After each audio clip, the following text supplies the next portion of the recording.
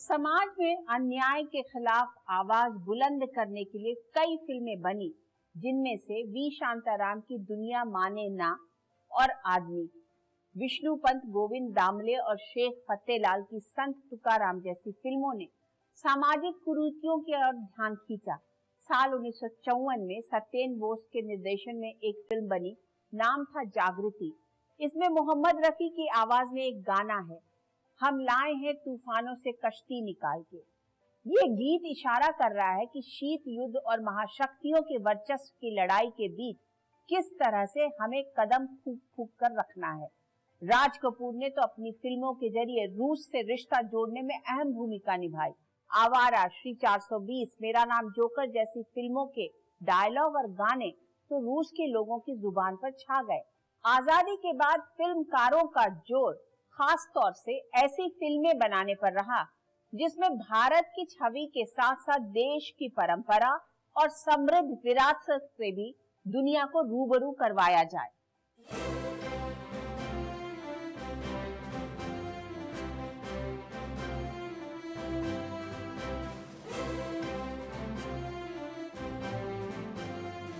Film आवारा से राज कपूर सिर्फ भारत ही नहीं, सोवियत रूस और चीन में भी बहुत लोकप्रिय हो चुके थे। शुरुआती दौर में राज कपूर की फिल्मों की कहानियां बहुत हद तक समाजवाद और नेहरूवाद के करीब दिखती थी। इतना ही नहीं, अमीर और गरीब के बीच की खाई पाटने की कोशिश भी करती दिखती थी। साल 1955 में राज कपूर की फिल्म आई श्री 420। फिल्म का हीरो पैसा कमाने की धुन में गलत रास्ता पकड़ लेता है, लेकिन फिल्म की हीरोइन उसूलों से समझौता नहीं करती। ये फिल्म शहरी चकाचौंध और उसके पीछे स्याह अंधेरे से भी दर्शकों को रूबरू कराती है। जो मेकर्स रहे हमारे, उन्होंने उस तरह की फिल्में बनाई जहां राजनीतिक तौर पे भी जहां कमज़ोर पड़ा देश, वहां साथ खड़े हुए। तो चूंकि जो सिनेमा है वो समाज का दर्पण कहते हैं, है ना। साहित्य को ज़्यादा क्लोज मानते हैं, क्योंकि साहित्य में मूल होता है कि जो एक लेखक लिख रहा है उसके पूरे भाव हों। यहाँ व्यवसाय भी जुड़ जाता है, चूँकि पैसा लगता है। लेकिन यहाँ भी जो फिल्म मेकर्स होते हैं, उनका मूल जो उस समय जो भाव था, उस समाज को सही दिशा की तरफ ले जाना था। जब पंचवर्षीय योजनाओं के जरिए औद्योगिकरण को तूफानी रफ्तार दी जाने लगी, तो बी.आर. चोपड़ा ने फिल्म नया दौर के जरिए सरकार की नीतियों के मायने समझाने की कोशिश की। नया दौर फिल्म के जरिए बताया गया कि शंकर यानी दिलीप कुमार जैसे तांगा चलाने वाले लोगों पर मशीनों की एंट्री का असर पड़ा, लेकिन वक्त के साथ होते बदलावों को देखते हुए बस जैसी आधुनिक सुविधाओं को खारिज नहीं किया जा सकता है। आजादी के बाद ज्यादातर फिल्मकारों ने सरकार के एजेंडे को आगे बढ़ाने के साथ साथ दुनिया के नक्शे पर देश की पहचान और चमकदार बनाने में बड़ी भूमिका निभाई। साल 1967 में एक फिल्म बनी उपकार। इसका डायरेक्शन खुद मनोज कुमार ने किया।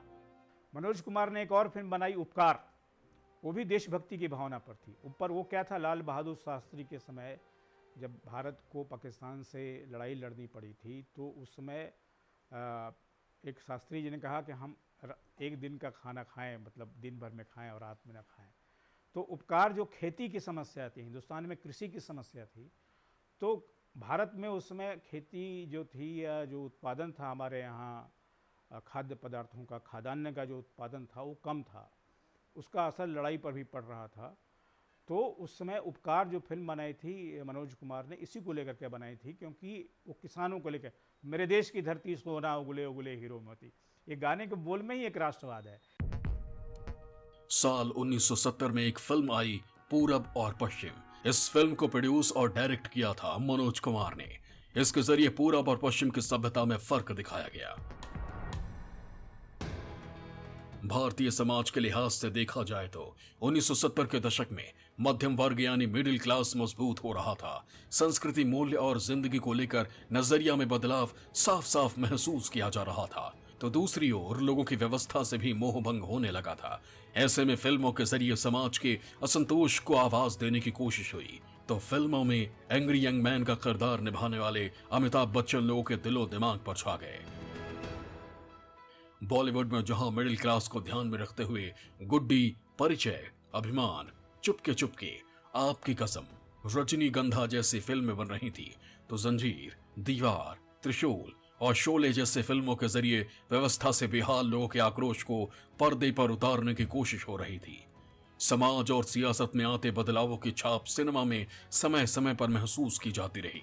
अगर रोटी, कपड़ा और मकान जैसे फिल्म बनी तो फिल्म क्रांति के जरिए भी राष्ट्रवाद के धागे से जोड़ने की कोशिश हुई। मैं जब राष्ट्रवाद की बात कर रहा हूं तो ये राष्ट्रवाद वो नहीं था कि हम दूसरे देश को धौंस दिखाएं या किसी पर जोर जबरदस्ती करें।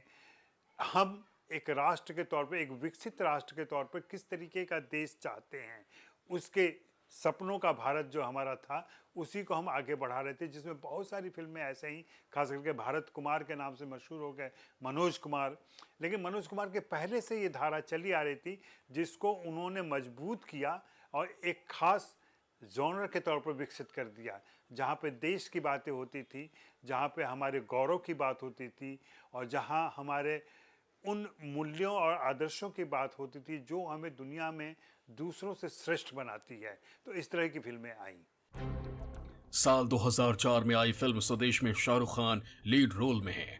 फिल्म स्वदेश में बताने की कोशिश की गई कि भले ही रोजी रोटी के चक्कर में कोई विदेश पहुंच जाता है, वहां कितनी भी चमक दमक हो, लेकिन सामान्य भारतीय का दिल किस तरह अपने वतन के लिए धड़कता है।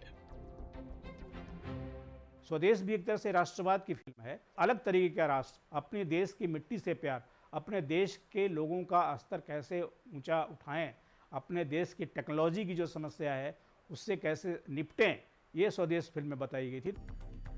समाज के मुद्दों के साथ साथ फौज के अदम्य शौर्य से लोगों को परिचित करवाने के लिए फिल्मकारों ने खूब पसीना बहाया।